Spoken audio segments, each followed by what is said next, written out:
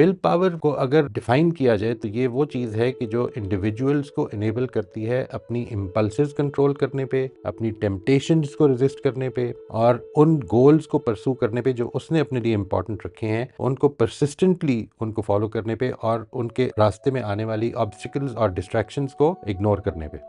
ये will power क्या क्या काम करती है? ये हमारे एटीट्यूड्स को रेगुलेट करने में, हमारी थॉट्स को रेगुलेट करने में, हमारी इमोशंस को रेगुलेट करने में और हमारे बिहेवियर्स को रेगुलेट करने में बड़ा मेजर रोल प्ले करती है। Whatever the situation requires according to what we hold as important, जिस चीज को हम ठीक समझते हैं उस तरह से अपना मामला करना है हमने, उस तरह से अपना एटीट्यूड, थॉट, इमोशंस और अपना बिहेवियर इसको डिटर्मिन करने में, इसको रेगुलेट करने में हमारी मदद करती हैं। दोनों ही सूरतें हो सकती हैं। विल पावर आपके जिंदगी के गोल से रिलेटेड भी हो सकती है और विल पावर आपकी चोजन वैल्यूज या चोजन प्रिंसिपल से रिलेटेड भी हो सकती है। और आखिरी चीज ये कि जिस चीज को आप अपने बेनिफिट में देख रहे हैं उसके हवाले से फौरी तौर पर इस वक्त के लिए अपनी टेम्पटेशंस को, अपनी शौक को या अपनी दिलचस्पियों को कुर्बान कर देने का नाम है ये। जिस चीज का फौरन दिल कर रहा है करने का, उसको रोक लेने का नाम, क्योंकि ये मेरे लॉन्ग टर्म टारगेट के खिलाफ है।